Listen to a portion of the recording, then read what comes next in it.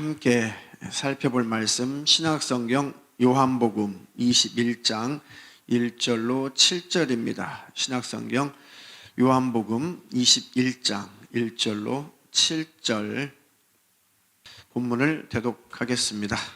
그 후에 예수께서 디베랴 바다에서 또 제자들에게 자기를 나타내셨으니 나타내신 일이 이러하니라.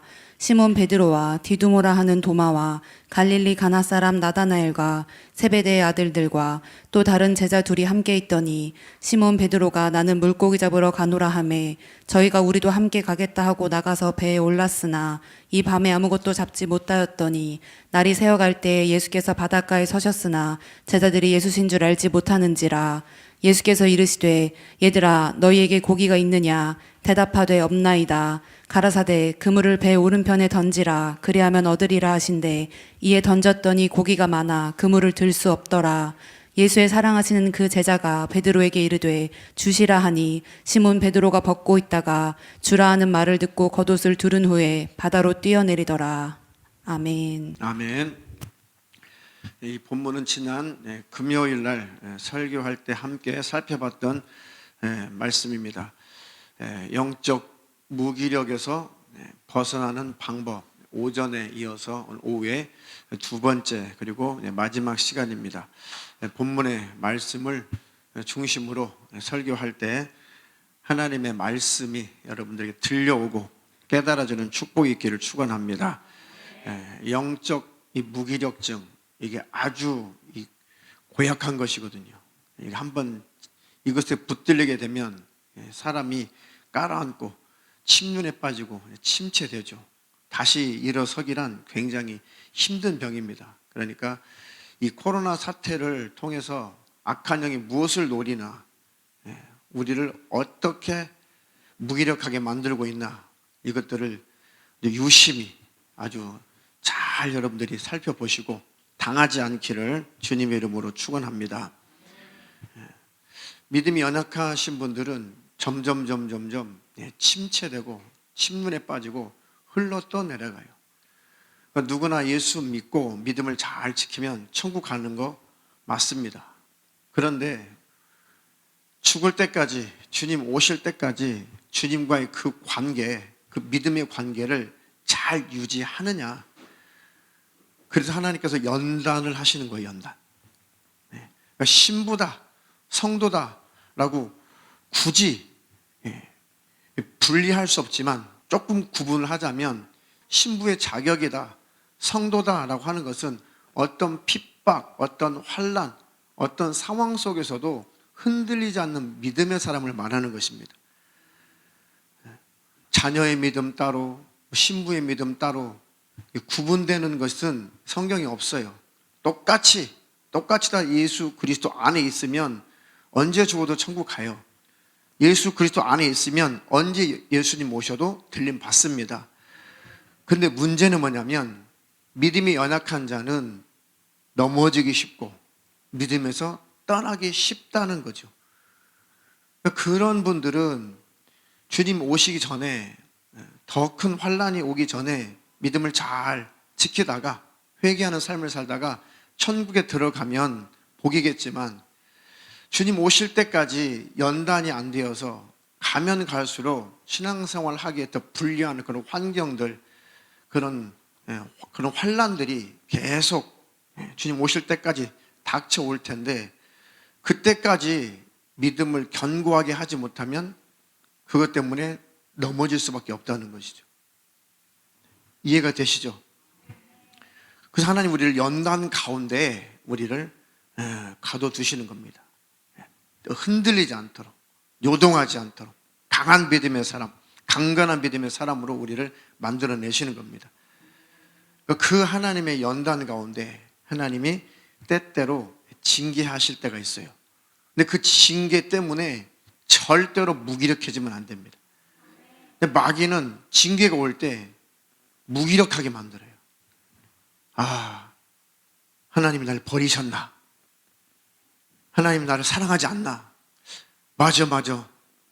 내가 그렇게 하나님 앞에 온전한 삶을 살지 못했기 때문에 하나님께서 더 이상 나를 사랑하지 않으신가 보다. 이렇게 마귀는 속이거든요. 아니에요. 절대 하나님께서는 우리를 연단하실 때 죽으라고, 무너지라고, 아주 믿으면서 떠나라고 그렇게 연단하시는 것이 아니에요. 우리를 더 견고하게 붙들어 주시려는 목적이죠. 마귀 역사는 흔들어서 우리를 믿으면서 떠나게 하는 것이고, 시험을 하는 것이고, 하나님은 우리를 연단하시는 거예요. 마귀 역사라면 하나님을 붙잡고 하나님 내게 강한 믿음을 주세요. 이런 상황 속에서도 흔들리지 않는 강한 믿음을 주세요. 하나님의 연단이라고 할 때는 하나님 잘 견디게 해주세요. 이 연단의 때를, 이 단련의 때를 잘 지나가게 도와주시옵소서. 자, 히브리서 12장 5절로 8절. 또 아들들에게 권하는 것 같이 너희에게 권면하신 말씀을 잊었도다. 일러스되 내 아들아 주의 징계하심을 경히 여기지 말며 그에게 꾸지람을 받을 때에 낙심하지 말라. 주께서 그 사랑하시는 자를 징계하시고 그의 받으시는 아들마다 채찍질하심이니라 하였으니 너희가 참음은 징계를 받기 위함이라. 하나님이 아들과 같이 너희를 대우하시나니 어찌 아비가 징계하지 않는 아들이 있으리요. 징계는 다 받는 것이거늘 너희에게 없으면 사생자요 참 아들이 아니니라. 아멘. 참 아들에게 하나님께서 징계하신다는 거예요. 왜? 영원히 망하지 말라고. 자꾸 불의한 일, 죄악된 일, 세속적인 일, 정욕적인 일, 이렇게 계속 삶을 살아가다가 주님과 멀어지면 조그마한 시험에도 넘어지거든요. 믿음이 연약한 사람은 지극히 작은 환난에도 금방 주님을 배신해요. 그래서 주님께서 계속 징계하시고 연단하시고, 잘못하면 또 징계하시고 연단하시고, 어떤 고난, 어떤 환난과 핍박 속에서도 주님을 향한 그 마음을 잘 고정해서 흔들리지 말고 요동치 말라는 것입니다. 그래서 이어서 11절로 13절. 무릇 징계가 당시에는 즐거워 보이지 않고 슬퍼 보이나 후에 그로 말미암아 연단한 자에게는 의의 평강한 열매를 맺나니 그러므로 피곤한 손과 연약한 무릎을 일으켜 세우고 너희 발을 위하여 곧은 길을 만들어 저는 다리로 하여금 어그러지지 않고 고침을 받게 하라. 아멘. 징계가 당시에는 유쾌하지 않죠. 즐거워 보이지 않고 슬퍼 보이나 그럼 후에 그로 말미암아 연단한 자에게는 의의 평강한 열매를 맺나니. 할렐루야.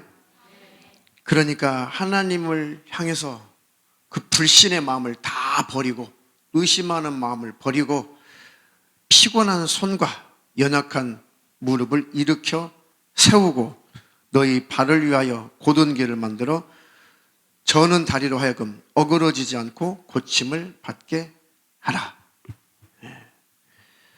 피곤한 손과 연약한 무릎을 일으켜 세우고 하나님께서 만들어 놓으신 그 곧은 길, 올바른 길로 하나님이 가게 하시는 그 연단의 그 과정을 하나님을 신뢰함으로 잘 걸어가라.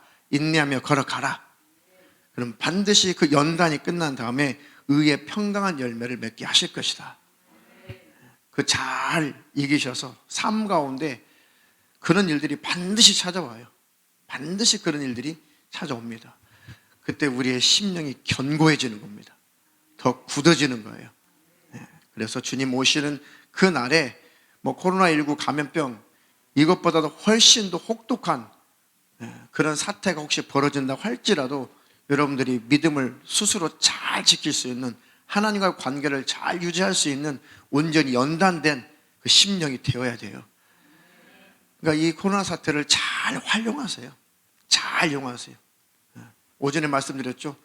신령한 저항감이 우리 안에서 넘쳐나야 된다. 야, 나를 짓누르려고 하는구나. 교회들을 무너뜨리려고 하는구나. 주님과 관계를 희미하게 하려고 하는구나. 생각과 마음을 위축시키는구나. 열정을 파괴하는구나. 복음 전도를 방해하는구나. 어떻게든지 기독교가 무너지도록 이 흑암의 세력들, 어둠의 영들이 일하고 있구나. 이럴 때일수록 내가 과감하게 강력하게 악한 영의 역사를 저항해야지. 하나님 오히려 이럴 때일수록 내 안에 열심이 넘치게 하시고 열정이 넘치게 하시고 하나님의 거룩한 뜻을 이루게 하시고 하나님 나라가 확장되는 일에 값지게 사용당하게 도와주시옵소서. 그러면 코로나를 잘 견디고 나서 이 과정을 끝나고 나서 하나님께서 큰 믿음의 사람으로 성장을 시켜주실 것입니다. 그는 승리자의 축복이 있기를 주님의 이름으로 축원합니다. 축원합니다. 잘 아시다시피 제자 베드로가 지난 금요일에 이어서 예수님께서 저 호숫가에서 서 계시니까 요한이, 사랑하시는 제자는 요한이거든요. 요한이 저 호숫가에 우리에게 저 그물을 배 오른편에 던지라고 말씀하신 그분이 주님이시다. 주님이 아니시면 이런 이적을 나타내실 수 없지. 제일 뜨겁게 깨달은 사람이 베드로죠. 처음 베드로가 예수님 만났을 때 그 이적을 보고 만났으니까요. 맞다. 그래서 그 겉옷을 두른 후에 입고 나서 바로 바다로 뛰어내리죠.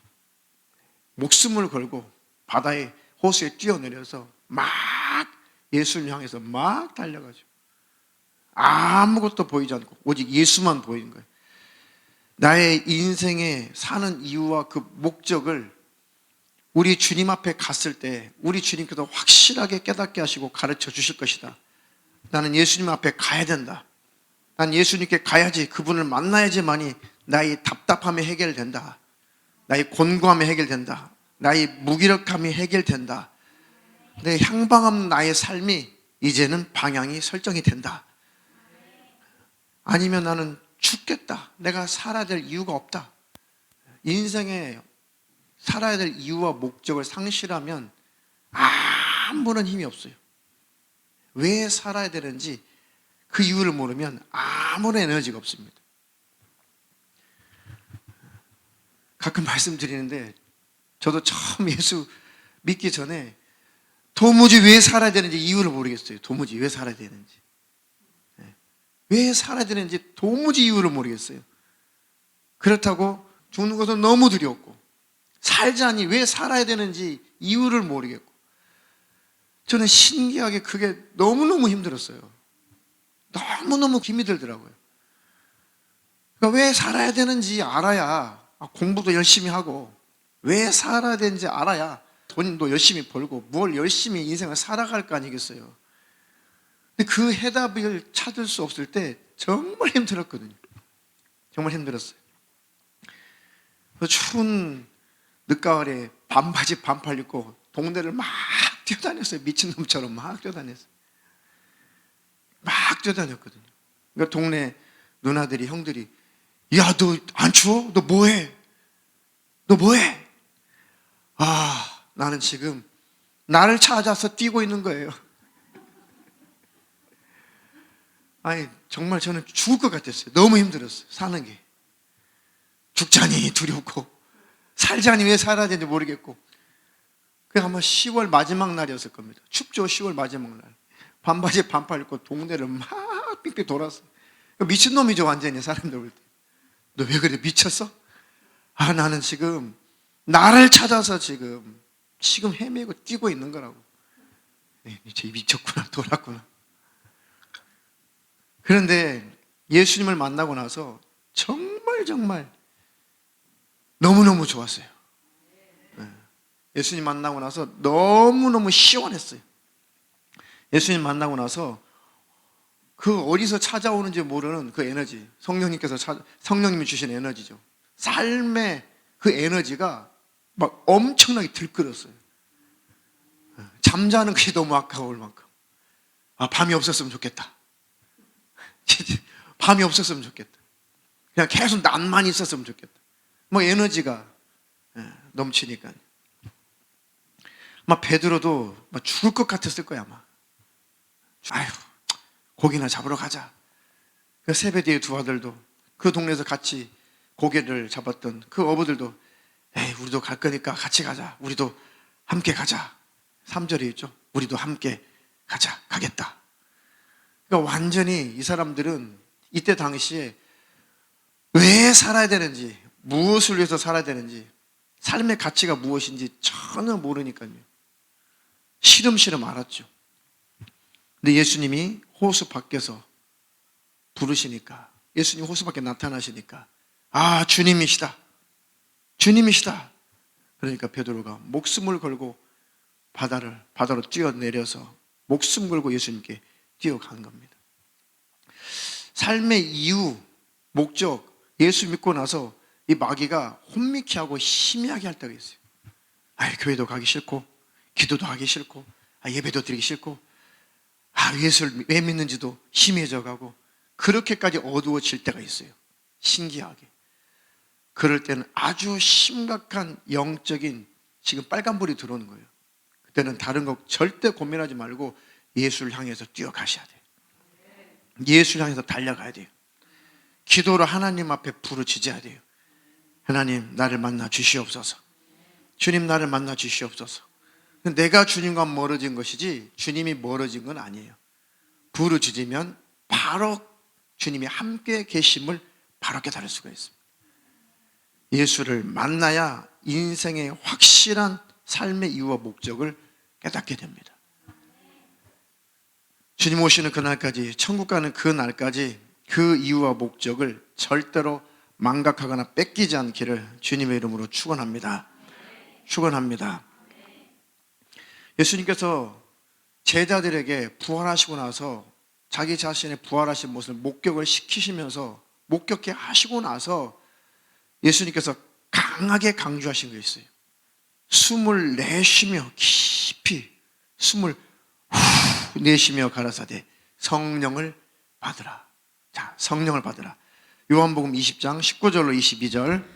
이날 곧 안식 후 첫날 저녁 때에 제자들이 유대인들을 두려워하여 모인 곳에 문들을 닫았더니 예수께서 오사 가운데 서서 가라사대 너희에게 평강이 있을지어다. 이 말씀을 하시고 손과 옆구리를 보이시니 제자들이 주를 보고 기뻐하더라. 예수께서 또 가라사대 너희에게 평강이 있을지어다. 아버지께서 나를 보내신 것 같이 나도 너희를 보내노라. 이 말씀을 하시고 저희를 향하사 숨을 내쉬며 가라사대 성령을 받으라. 아멘. 자, 성령을 받으라. 이제 성령을 받으라 이 말씀을 오해하시는 분들이 많이 있어요. 그러니까 성령 하나님 따로, 예수 하나님 따로, 아버지 하나님 따로 자꾸 구분하니까 이단들이 나타나는 거예요. 이단이 자꾸 내가 보혜사다. 하나님은 한 분이세요. 하나님의 영을 거룩한 영이라고 할 때 성령이라고 해요. 인간의 영혼은 성령이라고 하지 않아요. 하나님을 영으로 말할 때를, 일컬을 때를 거룩한 영이시다, 성령이시다라고 하는 거예요. 성령을 그럼 받았다라고 하는 건 뭘까요? 성령을 받았다. 성령 받으면 방언도 터지고 예언도 터지고, 성령 받으면 막 몸이 뜨겁기도 하고 또 진동도 일어나고 떼굴떼굴 구르기도 하고 막 콧물 쏟으며 회개도 터지고, 성령 받으면 막 귀신도 떠나가고, 성령 받으면 막 은사가 나타나고 능력도 나타나고, 성령 받으면 무언가 내적으로 내 심령 안에서 뭔가 특징적인 그런 역사가 일어나죠. 그렇죠. 성령을 받았다고 하는 것은 하나님의 마음을 받았다는 뜻이에요. 그러니까 성령을 받기 전에는 예수님의 부활하신 모습을 제자들이 목격을 했어도 뛰쳐나갈 에너지가 없는 거죠. 복음을 전할 에너지가 없는 거예요. 왜요? 속사람이 안 바뀌었기 때문에 그렇습니다. 심령 안에 하나님의 마음을 받지 못했기 때문에 육신의 생각으로, 이성적인 생각으로는 절대 복음 전할 수 없어요. 나가서 외치면 죽이는데요, 나가면 죽는데요. 성령을 받았다, 하나님의 마음을 받았다, 하나님의 영을 받았다. 하나님의 영을 받았다 이 말은 하나님의 마음을 받았다는 거예요. 하나님과 나와 마음이 하나가 되었다. 그게 성령 받은 거예요. 예수님은 입술로 고백할 수 있고 영접할 수가 있어요. 사도행전처럼 야, 너희가 성령 받았냐? 우리가 복음은 받아들였는데 성령 받는 건 모르겠는데, 이게 구분되어서 나오죠. 밋밋하죠, 성령 받기 전에. 그러니까 사도들이 기도해주고 안수해주고 사도들이 말씀을 전할 때, 말씀 전할 때, 기도할 때 성령이 임했다고 사도행전 나오죠. 그러니까 갑자기 사람이 뒤집어지는 거예요. 뒤집어져요. 뭘 만난 거예요? 하나님의 그 가슴을 만나는 거예요. 하나님의 마음과 사람의 마음이 하나가 되는 거예요. 임마누엘이 되는 거예요. 하나님의 깊은 심정을 드디어 아는 거예요. 아, 그래서 주님이 십자가를 지셨구나. 그래서 주님이 채찍에 맞으셨구나. 주님이 채찍에 맞으신 마음을 경험할 때, 주님이 저주받고 능욕받고 십자가에 매달려 죽으시는 주님의 그 심정을, 주님의 그 마음을 내가 경험할 때 견딜 수 없죠. 내 안에서 폭발적인 에너지가 나오죠. 주님의 그 마음을 비로소 깨닫고 경험할 때 목숨을 초월하게 되잖아요. 목숨을 초월하게 되잖아요. 아무것도 두려운 게 없잖아요. 그게 바로 성령, 하나님의 영, 하나님의 심정을 받은 것. 그 새 피조물, 새 마음을 받았다, 새 영을 받았다, 그렇게 표현하는 겁니다. 성령님이 여기도 계시고 저기도 계시고 도대체 성령 하나님이 또 몇 분이신 거예요. 그러니까 이단들이 나오는 거예요. 성령을 받았다, 그것은 주님이 숨을 내쉬며 가라사대 성령을 받으라, 내 마음을 받으라, 내 마음을 경험하라. 그게 성령 받은 거예요. 성령 받으면 왜 주님이 죽으셔야만 됐는지 정확하게 내 심령 안에서 경험돼서 알게 되잖아요. 성령 받으면 의심이 사라져요. 신뢰가 돼버려요. 주님이 나를 위해서 피 흘리신 그 이유와 주님의 그 마음이 경험되기 때문에 더 이상 의심이 안 나와요. 성경이 내가 잘 납득이 안 가지만, 잘 이해하지 못하지만 의심을 하지 않습니다. 하나님의 말씀인 것에 대해서 전혀 의심하지 않아요. 저는 성령 받기 전에 유난히도 성경을 많이 의심하고 많이 따졌어요. 이거 속는 거 아니야 나? 교회를 다니면서도 그랬어요. 성령 받기 전에 이거 어떻게 믿지? 기독교인들이 만들어 놓은 책인데 내가 성경적으로 무식하니까 내가 이걸 따르는 거 아니야? 내가 어떻게 확인할 길이 있어? 제가 이렇게 신앙을 그렇게 시작했거든요. 아니 도무지 창세기 1장, 2장, 3장 못 넘어가요. 의심이 많아가지고. 어떻게 천지창조를 말씀으로 하신다는 거예요 도대체? 너무 이성적이죠. 그러니까 굉장히 예수만하기 힘들었어요. 저 그래가지고 너무 따지니까요. 아니 아담, 하와, 가인, 아벨 네 식구였는데 큰아들 가인이 그 남동생 아벨을 들여서 쳐 죽였단 말이에요. 그 자손이 나와. 이게 뭐지? 이거 뭐예요 이거 도대체? 족보가 왜 이래 이거? 아니, 도무지 이해가 안 돼요. 이해가 안 돼요. 엄마, 아빠, 아들 셋이에요. 근데 노아 홍수 때 보니까 이 땅에 인구가 가득했어요. 충만했어요. 아 이게 뭐지 이거? 도대체 어떻게 나온 이 자손들이야 도대체? 아 시작부터가 다 막혀버려요. 다 막혀요. 다 막혀요. 나중에 성령 받고 나서 그 아무 문제 안 돼요. 그거 성령 받고 나서 하나님이 신뢰가 되니까 그런 구절뿐만 아니라 인간의 머리로 납득되지 않는 수많은 이적, 능력, 수많은 하나님의 역사, 어떻게 논리적으로 그걸 다 이해를 해요. 하나님의 이적을, 하나님의 능력을. 근데 하나님 자체가 신뢰가 되니까 아무 문제가 안 돼요. 하나님의 마음을 받은 거죠. 하나님의 심정을 받은 거죠. 성령을 받은 거예요.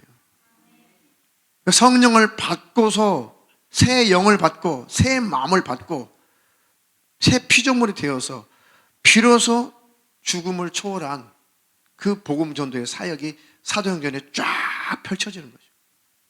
그 흐름이 영적으로 지금까지 우리에게 흘러온 것입니다. 성령의 충만함을 받으시기를 주님의 이름으로 축원합니다. 그래서 성령 받으라라는 표현도 있지만 성령의 충만을 받으라는 표현도 있는 거예요. 그래서 성령의 충만을 받으라. 아니 성령 받았는데 뭘 또 성령을 충만히 받지?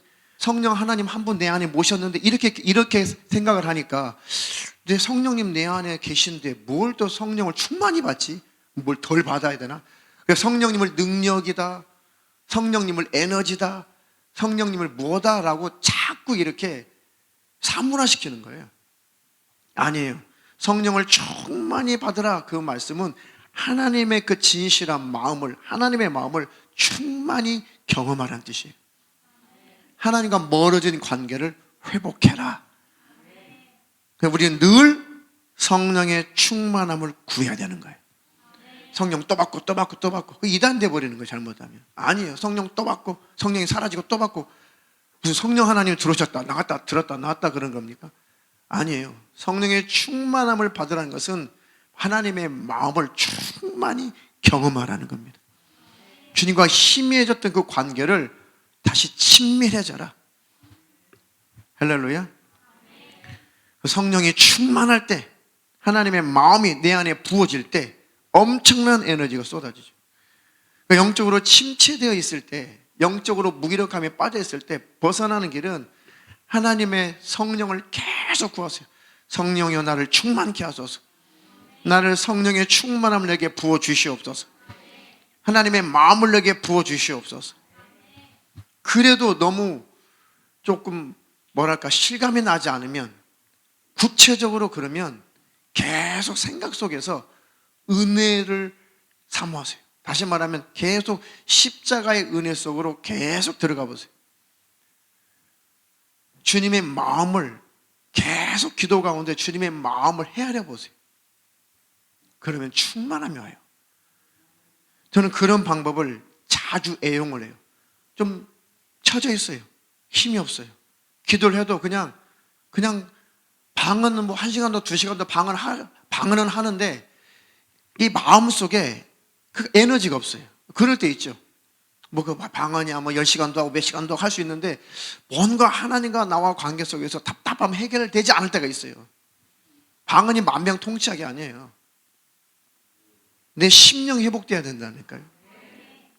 그때는 다시 가장 기초적인 그 생활 신앙으로 돌아가요.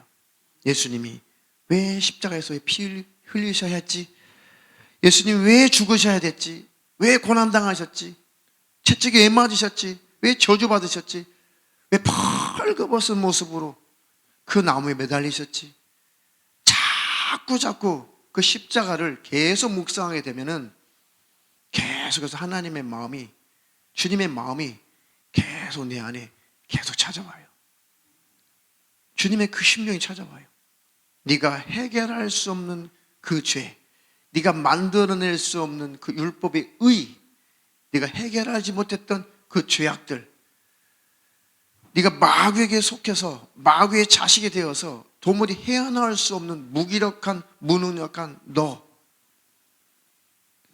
너의 죄의 문제를 내가 십자가에서 죽지 않으면 너의 죄악의 문제가 해결되지 않아서 내가 너 때문에 십자가에 매달려야 됐고 그 잔인한 고통, 통증, 그것도 막 연상해. 그 채찍에 맞으셨을 때 얼마나 아프셨을까. 유치한 것 같아도요, 사람이 영적으로 나락에 떨어지면요, 그게 제일 회복되는 전 빠른 방법이었어요. 그게 유치한 것 같아요. 예수님 채찍에 맞 아무것도 아닌 것 같아요. 오히려 영적인 나락으로 떨어지면 예수님 채찍에 맞으신 거 별거 아닌 것처럼 느껴져요. 그리고 예수님 십자가 못 박히신 거 이거 다 아는데 이거 초보 아니야? 기초 아니야 이거? 그렇게 여겨지는 것 자체가 영적으로 나락에 떨어진 거예요. 제일 큰 은혜가 주님 나 때문에 죽으신 거잖아요. 주님 나 때문에 고난당하시는 거잖아요. 이것이 아무것도 아닌 것처럼 느껴진다는 것 자체가 문제 아니에요. 그래서 항상 저는 거기에서 다시 회복을 찾아요. 거기서 다시 십자가 앞에 다시 돌아가서 거기에서 나의 문제를 찾아요. 아, 주님이 나 때문에 저주받고 능욕받고 채찍 맞고 고난당하고 죽으신 주님의 그 고난이 내게 별로 그렇게 가치 있게 느껴지지 않고 있구나. 지금 그렇게 큰 감격이 없구나. 그것에 대한 그 일에 대한 큰 감사를 내가 놓쳤구나. 신앙생활의 뿌리가 흔들린 거예요. 그게 아니 물론 병 고치고 안수기도 하고 귀신 쫓아내고 신방 다니고 했죠. 그것은 하나님께서 사역을 위해서 하나님이 쓰시는 거지, 그렇다고 해서 하나님과 나와 항상 친밀한 것은 아니에요. 안수기도 해주고 귀신 쫓아내고 병 고치고, 그러면서도 얼마나 공고할 때가 많은지 몰라요. 진짜 공고할 때 많았어요. 아니, 기도하면 뭐 병 떠나가고 귀신이 막 소리 지르고 그러면 다 회복될 것 같죠? 안 그래요. 아니에요.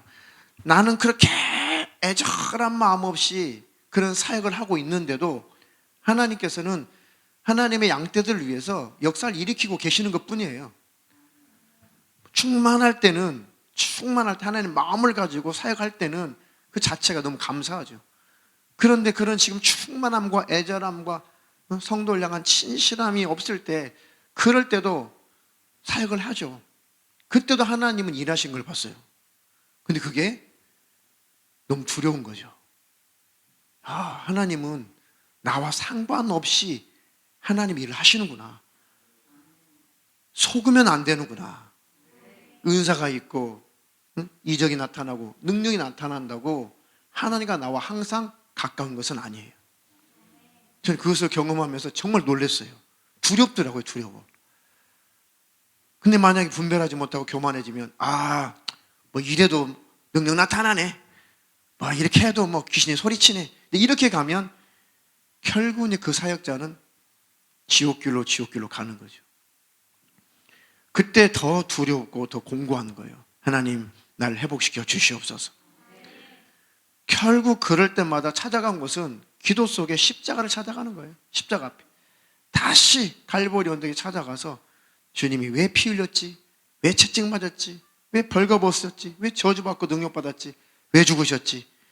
그러면 결국은 주님이, 내가 너 때문에 그랬다, 너 때문이다, 너 때문이다.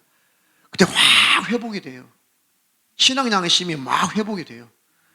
맞아, 주님이 나 때문에 대신 죽으셨지. 주님이 나 때문에 저주받고 나 때문에 능력받으셨지. 주님 나 때문에 채찍에 맞으셨지. 그 잔인한 십자가의 그 통증, 그 고통, 그 괴로움, 끝까지 그걸 견디신 것은 나 때문에 견디셨지. 주님이 견디지 않으면 나는 지옥 가야 되니까. 주님이 십자가에서 내려오셨다면 나는 그냥 지옥 가야 되니까. 나 지옥 가지 말라고 끝까지 목숨이 끊어질 때까지 그 통증을 다 온몸에 경험하셨지. 그게 아무것도 아닌 것처럼 여겨지게 만드는 것이 마귀역사라는 거. 능력도 나타나, 은사도 나타나, 이적도 나타나, 귀신은 소리쳐. 그것으로 천국 가는 거 아니에요. 그건 사역이에요, 사역. 하나님 일이에요. 네. 속지 않기를 주님의 이름으로 축원합니다. 성령의 충만함이 와야, 하나님의 마음이 내게 부어져야 영적인 침체에서 벗어나는 것입니다. 영적인 무기력에서 벗어나요. 안 되거든 기도로 십자가를 경험하세요. 기도하면서 계속 십자가 앞에 가세요. 계속 신음하시는 예수님의 목소리를 들으려고, 그 영적인 음성을 들으려고 몸부림을 치세요. 집중하세요. 방해가 엄청 많아요. 십자가를 경험한다는 것이 쉽지 않아요. 마귀 역사가 엄청 많이 잡념 주고, 다른 기도 제목, 맞아 내가 지금 아주 초보적인 기도할 때야, 지금 뭐 이런 일도 많고 저런 일도 많고, 그거요 영적으로 갈보리 언덕에 올라가도록 내버려두지 않아요.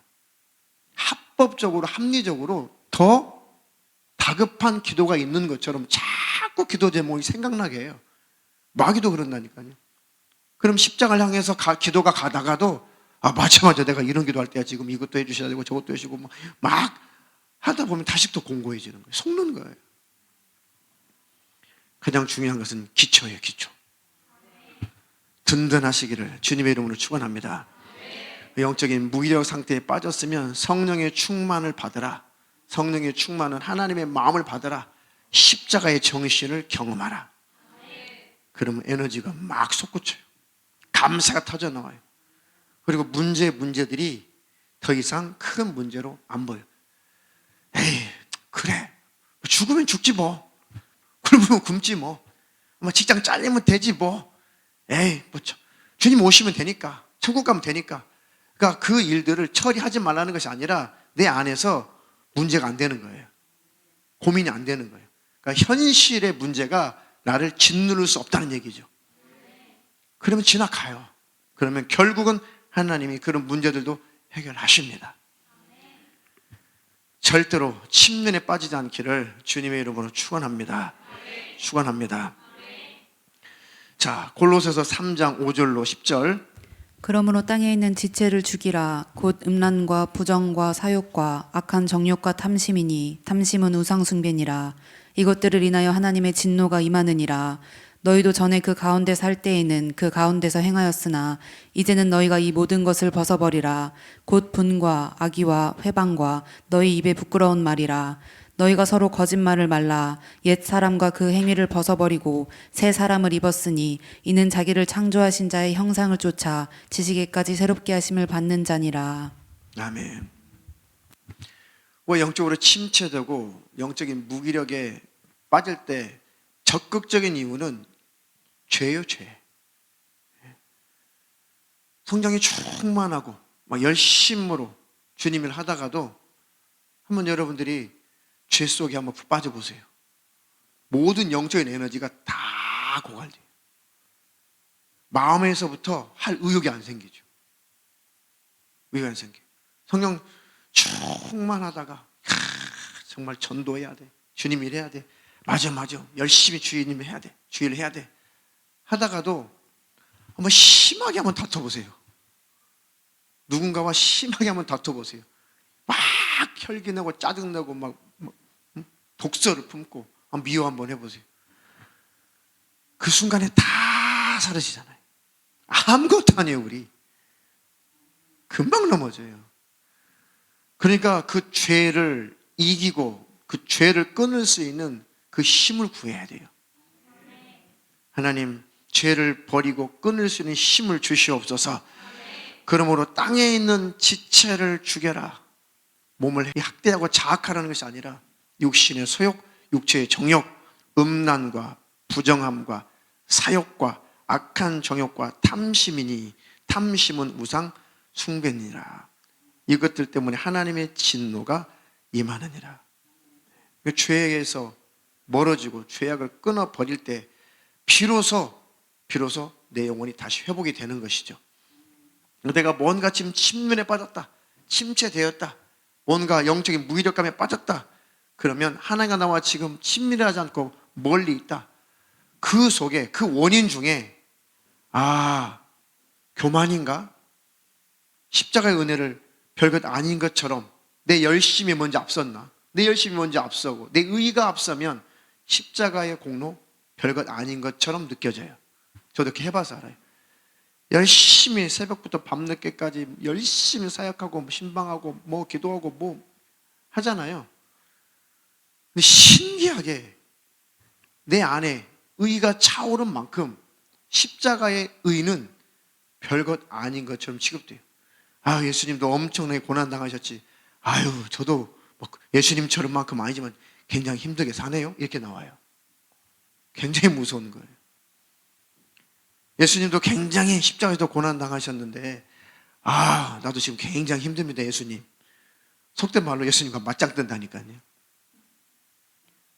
열심 내는 사람일수록요, 그리고 율법적으로 열심 내는 사람일수록 그렇게 십자가의 은혜를요, 자기의 인생과 자기 고난과 자기 힘든 삶과 동등으로 보기 시작해요. 그래서 교만해지는 거예요. 제가 그렇게 살아봤어요. 실제로 정말 밤잠 못 자고 도무지 이게 몸을 주체할 수 없을 만큼 사역해보세요. 그럼 막 감사가 터지는 줄 아세요? 몸이 피곤하면 짜증나죠. 감사보다도. 나도 이렇게 열심히 내고 나도 살고 있다라고 하는 의의가 내게 찾아와요. 그런 상태에서는 예수님, 나 때문에 고난당하신 거, 나 때문에 피 흘리신 거, 그 은혜 감사합니다 안 나와요. 왜요? 나도 지금 굉장히 힘드니까. 그것도 굉장한 이 마귀역사예요. 속지 않기를 주님의 이름으로 축원합니다. 그 많은 사역자들이 그래서 넘어지는 거예요. 많은 사역자들이 음란에 빠지는 것은 공허하기 때문에 음란에 빠지는 거예요. 모세가 그 최고 영도자가 애굽 땅에서 이스라엘 백성들을 끄집어내서 그들을 인도할 때 그 간음하는 사건이 벌어지잖아요. 모세가 그 뒤에 미리암하고 형 아론하고 막 질타하잖아요. 네가 어떻게 그럴 수가 있냐. 그런데 하나님께서 미리암하고 그 아론을 징계하시잖아요. 특히 미리암은 문둥병에 걸리잖아요. 왜요? 모세가 해야 될 그 일에 대해서, 하나님 일에 대해서 권위가 떨어지면 안 되니까 그렇게 하나님은 처리해 놓으시지만은 모세를 보자고요. 모세. 십계명을 직접 받은 자잖아요. 엄청난 이적을, 하나님 이적을 직접 행한 자잖아요. 하나님의 힘으로. 그런데 하나님과 친밀함이 떨어지면 외로움과 고독감을 견딜 수 없어요. 사역자들이 넘어지는 것이, 많은 선교사들이 많이 넘어지는 것이 음란이에요. 이성 문제예요. 목회자들이 많이 넘어지는 것이 돈, 명예, 음란이에요. 그러니까 열심히 내잖아. 열심히 힘있게 열심히 내고 사역도 크게 하고 하는 사람들일수록 음란에 많이 넘어지는 것은 고독감 때문에 그런 거예요. 외로움 때문에 그런 것입니다. 사역인 건 사역인 것이지, 사역이 크다고, 사역이 대단하다고, 은사 능력이 많이 나타났다고 해서 반드시 그와 하나님과 관계는 친밀한 것은 아니에요. 친밀하면 절대 음란에 넘어질 수 없어요. 친밀하면 절대 돈, 명예 잡을 수 없어요. 끊어져 있으니까 틈타고 들어와서 일을 저지르는 거거든요. 이것도 여러분들이 잘 분별하면 나중에 여러분들이 혹시 어느 교회에서 어느 곳에서 신앙생활을 할지라도 그거 이거 듣고서 잘 기억하시면은 여러분 사람 안 쫓아갈 수 있어요. 그거 모르니까 뭐 좀 나타나면 우르르 쫓아가고 저거 쫓아가고 나중에 실망하고 에이 믿을 게 아무것도 없네. 에이 믿지 마. 하나님은 또 어떻게 믿어? 에이 뭔 목사를 믿어? 무슨 교회를 믿어? 벌써 잘못된 거예요. 우리 예수 쫓아가는 거예요. 사람 쫓아가는 것이 아니라 쫓지 않기를, 예수님만 쫓기를 주님의 이름으로 축원합니다. 축원합니다. 자, 마지막으로 이 영적인 이 침체, 영적인 그런 무기력함에서 벗어나려면, 또 충만함을 지키려면 오전에도 설교했듯이 하나님의 일에 동참하는 것이 아주 좋아요. 요한복음 4장 31절로 34절. 그 사이에 제자들이 청하여 가로되 랍비여 잡수소서. 가라사대 내게는 너희가 알지 못하는 먹을 양식이 있느니라. 제자들이 서로 말하되 누가 잡수실 것을 갖다 드렸는가 한데 예수께서 이르시되 나의 양식은 나를 보내신 이의 뜻을 행하며 그의 일을 온전히 이루는 이것이니라. 아멘. 예수님이 그 사마리아 그 여인 그 만난 사건, 그 사건이죠. 그리고 나서 사마리아 여인이 동네방네 가면서 야 내가 그리스도를 만났다, 메시아를 만났다, 와봐라 와봐라 그러고 외치고 있을 때 제자들이 먹을 것을 빵을 사가지고 와서 아 선생님 시장하시죠, 빵 드시죠. 예수님 뭐라고 하셨어요? 나는 너희가 알지 못하는 먹을 양식이 있느니라. 제자들이 누가 잡수실 것을, 누가 빵을 갖다 드렸는가?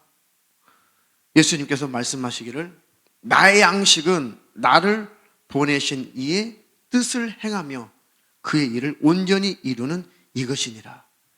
시장하시죠. 육신을 가졌으니까, 사람의 모습으로 오셨으니까 시장하시죠. 배고프시죠. 그러니까 배고픔을 못 견디고 제자들이 지금 동네를 막 뛰어가가지고 빵 사러 간 거잖아요. 빵이 어떻게 해요? 우리나라 말은 떡. 근데 그 나라로 말하면 빵이에요. 빵이 더 정확한 해석이에요. 근데 우리 한글 번역이 64년도 번역본이기 때문에 빵이라고 번역을 하지 않고 떡이라고 번역을 했어요. 빵이 맞습니다. 아셨죠? 그 나라 문화적으로 말하면 빵이나 떡이나 그렇게 중요한 건 아닌데 빵을 사갖고 왔어요. 보리빵이든 밀빵이든 모르겠지만. 근데 그거를 나 배부르다. 나 배불러. 나 충분히 나 먹을 양식을 먹었어. 누가 잡술 것을 누가 혹시 갖다 주셨나? 아니, 내가 나를 보내시니 아버지 뜻을 행하는 것, 바로 저 멸망하는 저 사마리아 여인, 그가 복음을 깨달았다. 그가 내가 누구인지를 알게 됐다. 그가 구원받았다. 그가 못 견뎌서 메시아가 왔다고, 그리스도가 왔다고 지금 막 뛰쳐나가서 나에게로 많은 양떼들을 끌고 올 것이다. 이것이 아버지의 일이다. 나는 에너지가 넘친다. 기쁨이 넘친다. 나는 힘이 넘친다. 그 말씀하시는 거죠. 사람이 떡으로 살아야죠, 육신은. 그러나 떡으로만 살 것은 아니죠. 하나님 입에서 나오는 모든 말씀으로 사는 것이죠. 우리 영의 양식은 말씀이죠. 그리고 하나님의 일을 행할 때 우리 안에서 엄청난 에너지가 나타납니다. 그 하나님의 일에 동참할 때 하나님께서 하나님의 마음을 부어주시고 하나님의 에너지를 부어주시기 때문에 우리 안에서 힘이 나요. 근데 하나님의 일에 무관심하고 하나님의 일에 동떨어지고 하나님의 일을 안 하면 안 한 만큼 에너지가 다 빠져나가요. 침륜에 빠지죠. 침체되죠. 오전에도 그래서 그 설교한 거예요. 우리가 할 일이 코로나 상황 속에서 할 일이 찾아보면 무수히 많다. 큰 일을 해야지만이 하나님 일인가요? 권면하고 섬겨주고 또 은혜를 나누고 챙겨주고 또 연약한 사람 있으면 돌봐주고 또 물질에 참으로 힘들어하는 사람 뭐 크게 도울 수 없지만 그래도 유라는 마음으로 조금 구제금이라도 주면서 할 일 수없이 많아요. 오히려 코로나 상황이기 때문에 사람들의 마음이 많이 피폐해져 있어요. 많이 힘들어 있어요. 그거 우리가 할 일이잖아요. 그 침체된 마음을 다시 한번 회복시키는 거, 그게 우리가 할 일 아니에요? 근데 코로나 사태 속에서 우리가 할 일이 없다고요? 할 일이요, 더 많아졌어요. 저는 더 바빠요. 이해되시나요? 속지 말라는 거예요. 마귀는 코로나를 통해서 우리를 속이고 있는 것입니다. 우리 할 일 많습니다. 우리 바빠요. 벗어나시기를 주님의 이름으로 축원합니다. 축원합니다.